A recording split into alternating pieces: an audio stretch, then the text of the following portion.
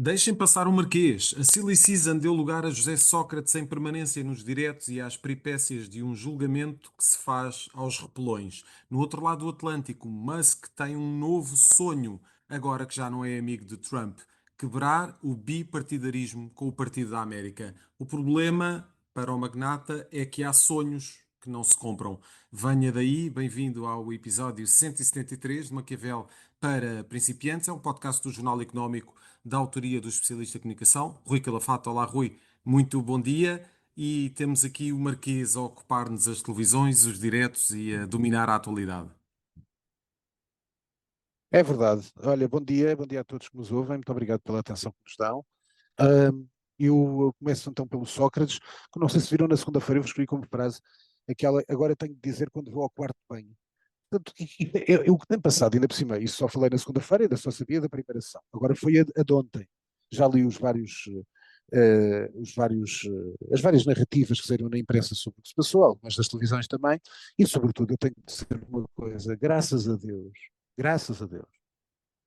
não vou invocar Deus em vão, mas pronto, muito obrigado aos juízes por não terem permitido a devassa, o deboche, que seria a transmissão em direto Transmissão, do exatamente. julgamento de José Sócrates, porque isto é uma bizarria.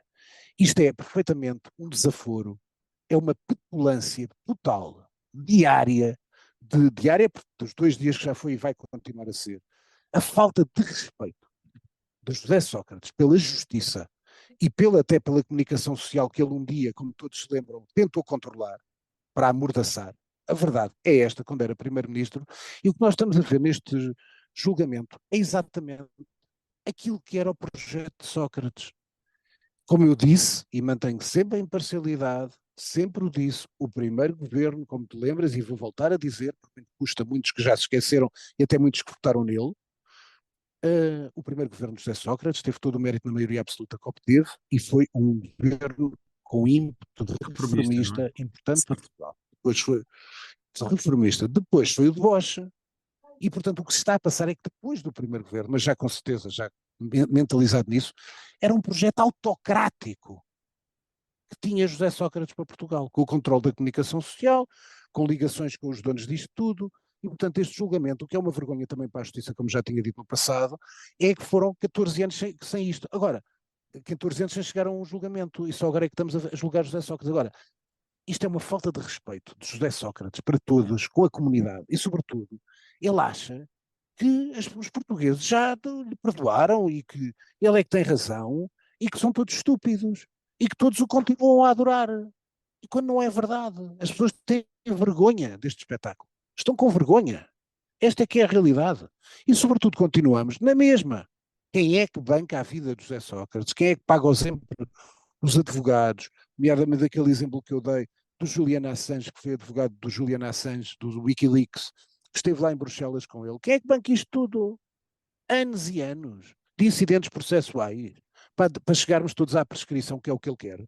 Portanto, isto é uma vergonha, tem sido uma vergonha, e felizmente aqui é o lado positivo, uh, o lado de, felizmente, não se ter dado o julgamento em direto, que era uma coisa perfeitamente vergonhosa, ia ter audiência.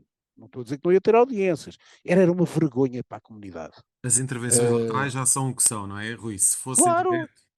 em direto, ainda mais espetacular era a desrespeitar a juíza, já tem sido o que sei, já viu o Correio da Manhã, o público também tem os relatos, e portanto acho que isto aqui, espero que se chegue a um julgamento, que seja o que for, condenado ou não, isso é a justiça que tem que provar, eu não estou a dizer nada, quem tem que provar se há corrupção e isso é a justiça, portanto o que eu acho é que houve um erro estratégico na montagem do processo, que eu acho que se fizeram estes famosos, agora já muita gente diz isso, não é? Não sou eu que estou a dizer nenhuma novidade, mas já muita gente disse a questão de construíram-se mega processos, quando, como tu sabes, o Al Capone foi preso não Exato. por ter morto coisa, nem por ser gangster, foi por causa de ter falhado na parte fiscal. Fraude E, fiscal. portanto, fraude fiscal. Portanto, mais valia ter-se um pequeno processo onde, de facto, provasses exatamente o que o Sócrates tinha sido, do que estar a fazer mega processos com uma série de gente e que demoraram muito mais tempo em termos da sua instrução. Um mega processo pelos vistos, mas ao nível daquilo que são os candidatos, é a questão das presidenciais.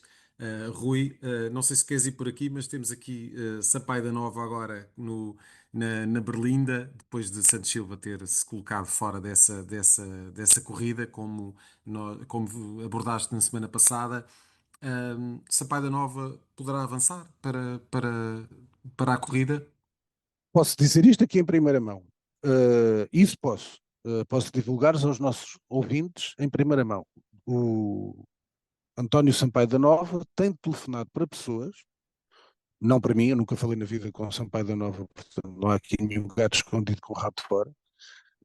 Mas António Sampaio da Nova tem falado com várias pessoas e perguntado até ao telefone se acham que tem condições para avançar e tal. Portanto, julgo que esta semana haverá uma decisão sobre este avanço. Há uma coisa que me parece óbvia, que é a seguinte: há um espaço de esquerda que não é totalmente ocupado por António José Seguro, sendo ele uma pessoa respeitável, vindo e foi líder do PS, mas não houve, ele não ocupa, até porque sempre foi um socialista que muitos socialistas não gostam, também por causa de José Sócrates, porque corajosamente quem usou a motosserra em José Sócrates, o único até agora foi António José Seguro, que rompeu com ele. Todos os outros no partido, todos pactuaram com José Sócrates, nunca fizeram um ato de contrição sobre José Sócrates, e portanto António José Seguro irrita muito a esquerda.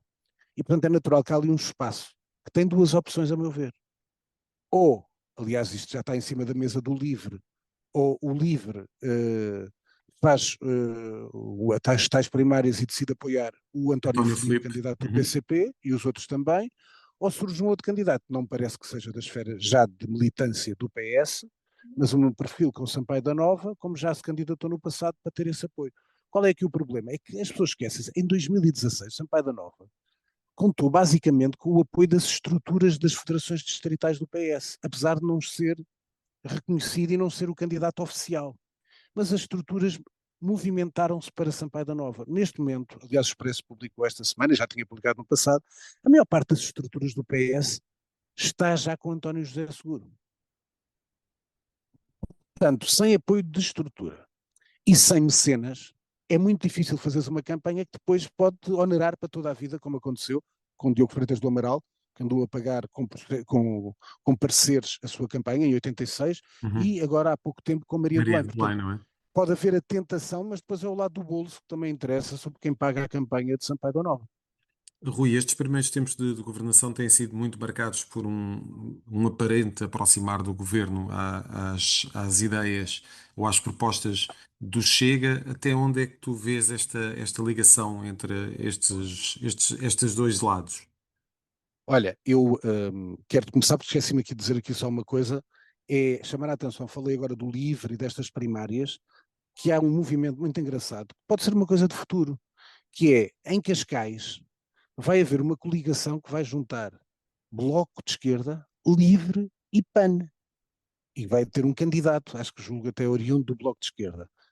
Portanto, o que eu chamo a atenção é que se calhar no futuro vai continuar o PCP, na sua resiliência, e se calhar vai-se fazer um novo Bloco de Esquerda, com PANs, livres e Bloco de Esquerda, para tentar aumentar quase organicamente com esses três partidos. E portanto é um pequeno sinal de interesse. Relativamente à que me perguntas, ou seja, é muito simples, eu expliquei por acaso isso na CNN na segunda-feira. Nos próximos dias vai ser escolhido o provedor de justiça. Como tu sabes, a última provedora de justiça é agora a ministra da Administração Interna. Já está mais ou menos estipulado que quem vai escolher o provedor de justiça é o PS. Pergunto eu ao contrário e aos ouvintes. Então Luís Montenegro está feito pelo PS? Não. Faz como no passado. Nestes casos e em diversos assuntos, como eu já expliquei, falará com o PS. Noutros, onde interessa passar a sua lei, as suas ideias, aquilo que quer reformar, fala com o Chega. Apesar de, neste assunto da imigração, sobretudo da lei da nacionalidade, como tu fiz, também falou com o PS, daí passar depois para a votação Uhum. na especialidade. E, portanto, atendendo também a esses pareceres e essas coisas do PS. Portanto, a parte do Chega é porque o Chega casa melhor, digamos assim, com esta temática, com as ideias do governo. Portanto, é o que aconteceu. Não quero dizer que seja o fim do não é não, porque o não é não tinha a ver com questões governamentais, não tinha a ver com questões de diálogo. O que estava errado, desde o princípio, era não se falar com um partido que há um ano tinha 1.200.000 e este ano teve 1.300.000. Aliás, como te disse, e que eu te estou a dizer que ainda há pouco tempo, este fim de semana, Luís Montenegro esteve em Espanha. E esteve em Espanha no Congresso, aliás, já vou falar disso, Do do PP. PP. E, portanto, repara, o que está dito é que eles vão fazer exatamente a mesma coisa. Isto é, Uhum. vão querer governar sozinhos e não têm cordões sanitários. Portanto, o que vai acontecer é isto. E por isso, o que está a acontecer sobre este jeito foi uma aproximação, como haverá outras, ao PS e outros partidos. Portanto, é isto que aconteceu, não é nenhum fim do não é não, como a esquerda tentou dizer, tipo, para quebrar o vínculo da palavra de Luís Montenegro do não é não. Rui, temos aqui Fernando Alexandre também na atualidade. O Ministro da Educação anunciou aqui algumas alterações ao nível daquilo que vai ser a organização das escolas no próximo ano letivo, mas também temos aqui Fernando Alexandre como protagonista autárquico ao concorrer aqui na coligação Juntos por Braga, vai ser o candidato à Assembleia Municipal. Qual é o caminho que queres seguir aqui relativamente a Fernando Alexandre? Nenhum. Só o outro da parte dele, eh, do Fernando Alexandre ser candidato lá a Braga, é um assunto, tal como o Paulo Rangel também Exatamente, são os dois. é candidato à Assembleia Municipal no Porto. Não acho que seja significativo, é uma presença. Agora, eu estou-te a dizer, aqui o que importa é que Fernando Alexandre tem sido um bom ministro. Fernando Alexandre esteve bem já numa série, uma coisa, olha, que vai ter efeito no futuro, que é tal tentar obter quase formar mais professores para haver mais professores disponíveis, que é uma das grandes dificuldades, é a falta de professores. Sobretudo aquele assunto que eu acho positivo de haver do primeiro ao sexto ano não haver telemóveis nas escolas, acho que é muito positivo. Claro que os telemóveis têm utilidade em várias coisas, mas quando for permitido é por uma questão formativa e é por opção e por opção pedagógica de um professor, se for o caso disso, para alguma coisa que queira explicar. Agora os telemóveis serem proibidos, acho positivo e acho que Fernando Alexandre tem sido um bom ministro e por isso até te dou aqui uma sugestão. Uhum. Fica aqui em primeira mão. Eu acho que Fernando Alexandre tinha toda, depois de ter feito um bom trabalho na educação e com uma equipa que já é competente, era elevar um dos secretários de Estado a ministro e se calhar o Fernando Alexandre ser ministro da Saúde. Isto é uma dica que se calhar vou desenvolver em breve. Uhum. Mas ficam vocês a ouvir em primeira mão. Depois, portanto, queria dar outra nota e terminava com a saúde. Outra nota só. O Luís Filipe Menezes teve muitos defeitos. Mas, tem muitos defeitos, mas foi um grande presidente da Câmara do Porto. Um histórico do De PS. Grande Porto de Gaia, na altura Vila Nova de Gaia. E era isso que eu estava a dizer. A comparação com o Porto, tu naquela altura tu tinhas Menezes em Gaia, com um conselho completamente modernizado, e tinhas Rui Rio no Porto, que estava lá a gerir as continhas e aquilo estava completamente parado. Toda a gente se desviou, investimento estrangeiro e tudo mais, para Gaia. Queres um bom exemplo? O Corte Inglês. Estava aonde? Está onde ainda? Uhum. Em Gaia. Não foi para o Porto. Foi trabalho de Luís Filipe Menezes. Portanto, depois de 3 mandatos de Eduardo Vitor Rodrigues, que era o candidato do PS, acho que Luís Filipe Menezes deixou obra. Claro que endividou muito a Câmara.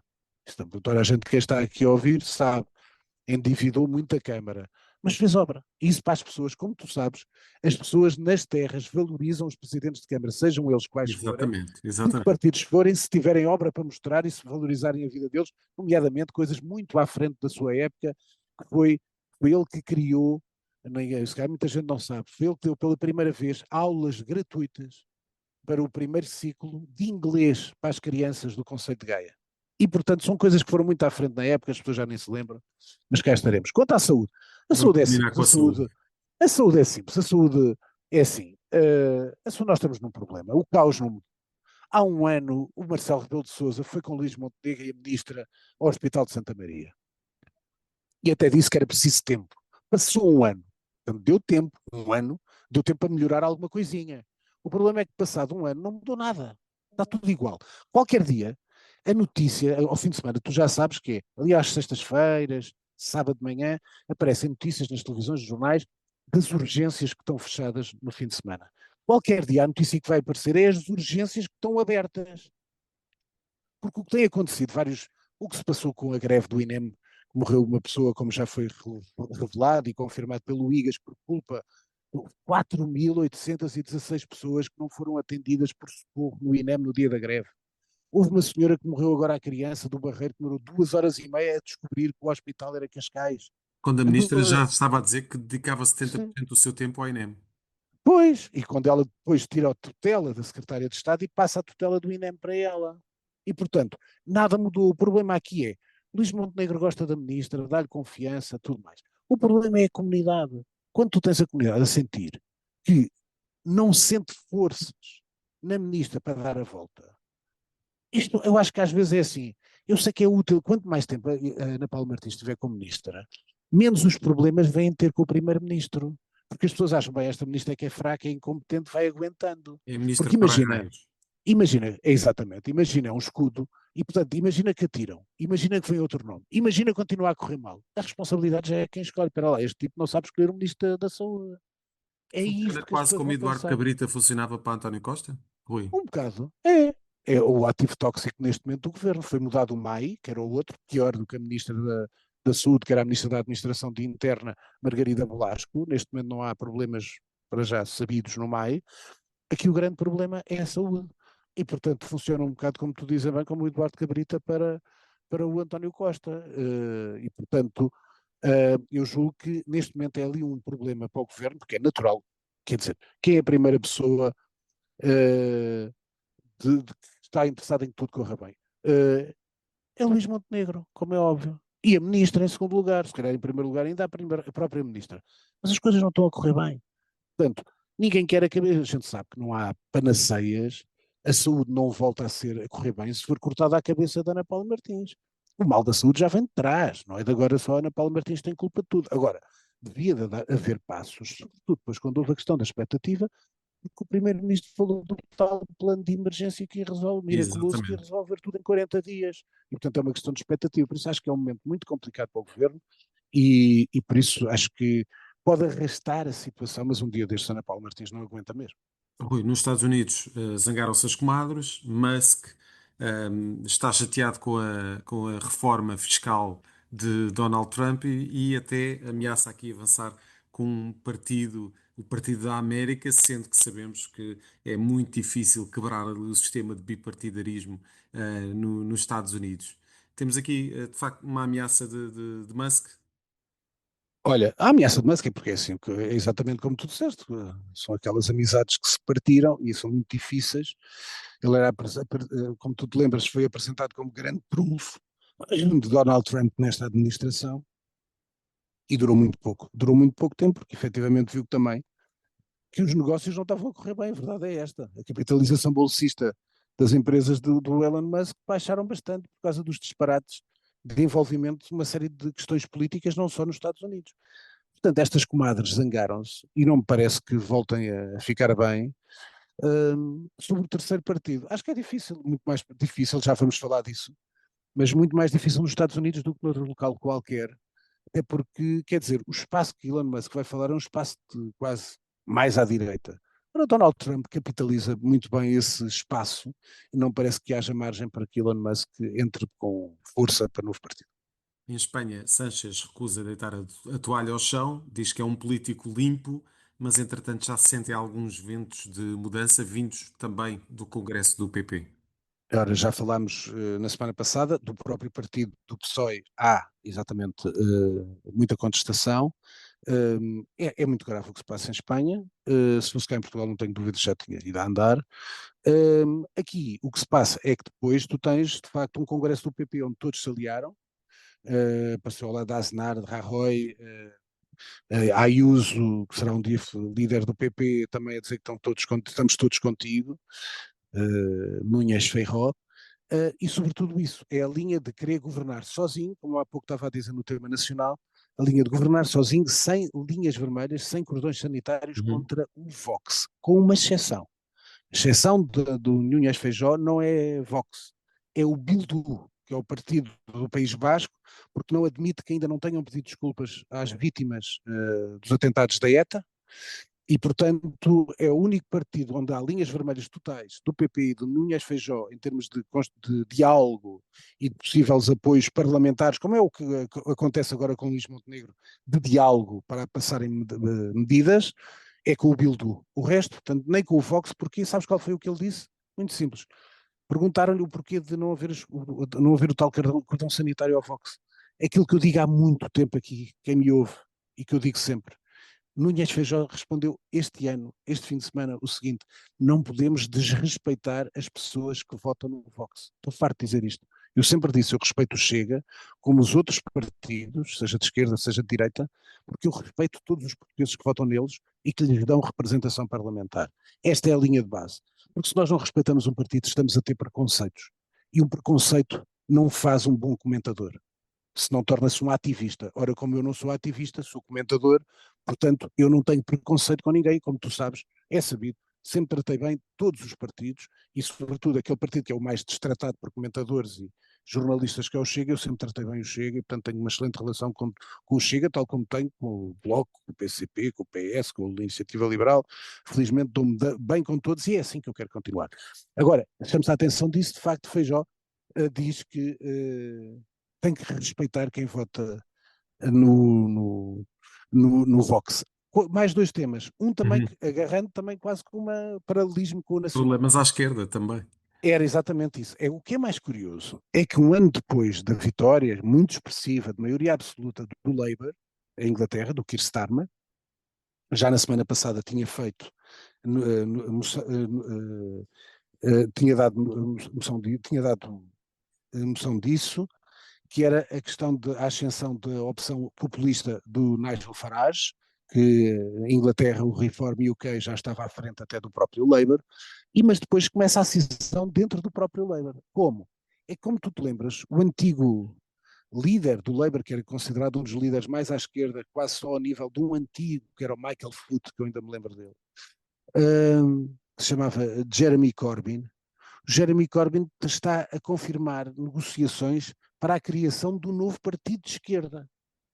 Portanto, tirar o Labour ainda mais à esquerda, um bocadinho quase, dando a criação da opção em Inglaterra como houve e há em França, de para lá da esquerda tradicional que representava o PSF, haver uma coisa mais extremista que era o do Sr. Jean-Luc Mélenchon, do tal França submissa. E, portanto, é isto que este senhor Corbyn quer fazer, é ter um partido quase radical de esquerda, encostado totalmente à esquerda e não de centro, quando o Labour é um partido de centro para ganhar, se não se encostar, toda a gente sabe, partidos de poder, seja de esquerda ou de direita, PSD, PS, Labour, Tory, Inglaterra, PSF, os antigos de direita que já não existem, para ganhar tem que se posicionar ao centro. E, portanto, é um sinal muito interessante. Por último, daqui do internacional, este estudo em que de facto não foi feito em Portugal, foi feito em vários países, Uhum. Alemanha, França, Espanha, Itália, Grécia, Polónia, Reino Unido. Um em cada 5 jovens europeus apoiaria um governo autoritário. Um em cada 5, portanto a grande maioria ainda não quer. Mas há cada vez mais abertura para este lado autoritário. Mais em Espanha, 35% dos espanhóis menores de 27 estão insatisfeitos com a democracia. E eu li ainda por cima este fim de semana um artigo que era: o que está a acontecer no mundo é a fadiga pela democracia, que é um risco, é um perigo. A democracia é o nosso bálsamo de oxigênio para as nossas instituições e para a nossa vida em comunidade. Quem acha o contrário, acho que está completamente enganado. Mas portanto, dar estes sinais que isso estão a acontecer lá fora. Sugestões, olha, de Só séries, sugestões. só hoje mais rápido, por isso é que eu demorei Uhum. mais tempo do outro. Quero chamar-vos para aqueles fanáticos como a minha geração, que eu falei-vos da semana passada, da Industrial Light and Magic, da empresa de efeitos especiais criada pelo George Lucas, tendo por base o seu filme Star Wars, mas que depois alimentou Indiana Jones, os Encontros Imediatos do Terceiro Grau, Tubarão, exatamente pelo Tubarão, também na Disney. Está lá o aniversário agora, que celebra o Exato. aniversário Fez anos agora. um grande documentário sobre como foi rodado o Tubarão, portanto recomendo na Disney, é fabuloso, tal como era o Industrial Light and Magic. Uma série, eu acho que disse na semana passada, mas eu acabei esta semana e de facto gostei, não é nenhuma coisa excepcional, mas é um bom entretenimento, é o do Marginal da Netflix, que é passado do tráfico de droga na Carolina do Norte. E há uma coisa brasileira muito engraçada que eu comecei a ver, que é o DNA Crime. Está na Netflix, o Marginal também é na Netflix, brasileira, também da ação, etc. Estou curioso. 3 livros. Bem, quem me acompanha, os dois já, quem me acompanha já viram. Este ainda está aqui fechadinho, é um policial, agora para a praia, mas este não está publicado cá. Isto é um autor grego que eu gosto muito, que é o Petros Makaris. Eu já li vários livros dele, e como tu vês, A Ira dos Humilhados em espanhol, eu mandei vir do Corte Inglês. Este é um grande escritor policial, eu já li vários livros dele, ele só tem editado em Portugal um livro, se não estou em erro, um até ligado à mídia, muito engraçado. E, portanto, eu gosto muito do Petros Makaris, chama-se A Ira dos Humilhados, para quem quiser, vai ao Corte Inglês, pede lá da série do Costa Jaritos, que é como se chama o seu detetive. Depois, um que eu pus como destaque, ainda não acabei de ler, é um livro gigante, estou na página 375, mas pus este fim de semana, comecei a ler, vou na 375, Trajano, o melhor imperador. É um livro também que foi de Espanha, que eu encomendei. Trajano, como sabem, foi o primeiro imperador de origem hispânica, nasceu na zona da Bética, portanto na zona da Andaluzia. O autor chama-se David Soria Molina, e portanto quem quiser e gosta de Roma, recomendo vivamente Trajano, o melhor imperador. Vou ao Corte Inglês, podem encomendar, também nas outras plataformas, nas Amazon. Eu às vezes falo do Corte Inglês porque eu de Espanha já expliquei isto. Eles telefonam-me quando lá têm as coisas, eu pago no ato de entrega e não há aqueles filmes dos correios e para trás e para a frente, eu não estou em casa e aviso. Muito mais simples. Pois, um dos melhores livros deste ano, posso-vos dizer isto, e biografia será, é esta edição da Sibila Publicações, é a biografia de Balzac. Quem gosta do escritor, portanto, conhecer o seu autor. Ainda mais porque a biografia do Balzac é escrita pelo Stefan Zweig, que é um grande escritor. E, portanto, eu sugiro isto para quem gosta de biografias. Isto é um livro fabuloso. Este livro é fabuloso, posso recomendar. Portanto, tem aqui as sugestões. Para a pergunta da semana, Certo. já falei dela, mas aí está, é a notícia: venda da TAP arranca nas próximas semanas. Portanto, já houve, lembras-te que aqui foi a interrogação que eu fiz Uhum. na altura, que era: o governo adaptou as coisas para não vender a maioria da TAP e, portanto, poder ficar com a maioria do capital do Estado português, para agrado até do PS e do Chega. Penso que Luís Montenegro não disse não é não, não acabou não é não, por dar a mão ao PS e ao Chega na TAP também. Portanto, e por isso, está dito, já foi até, depois de eu ter feito esta conversa aqui, na semana seguinte, no Expresso, vinha uma nota que os tais grandes consórcios das principais companhias de aviação interessadas na TAP, que estariam na maioria do capital, também estariam interessados na compra de uma posição minoritária. Portanto, espero que seja desta vez e que haja, sobretudo, aquilo que peço e que falta em tudo, nomeadamente na saúde, é uma questão de gestão, e espero que haja uma boa gestão da TAP nos próximos tempos. Muito bem. Obrigado, Rui. Até para a Obrigado, próxima Elza. semana. Fechamos assim uma QVL para principiantes. Ouça e acompanhe este podcast no Spotify, Google Podcasts e Apple Podcasts. Este é um programa da autoria de Rui Calafate. Conta com a condução de José Carlos Lourinho e o cuidado técnico é do Nuno Braga. A música está a cargo de Casper. Está fechado o manual desta semana.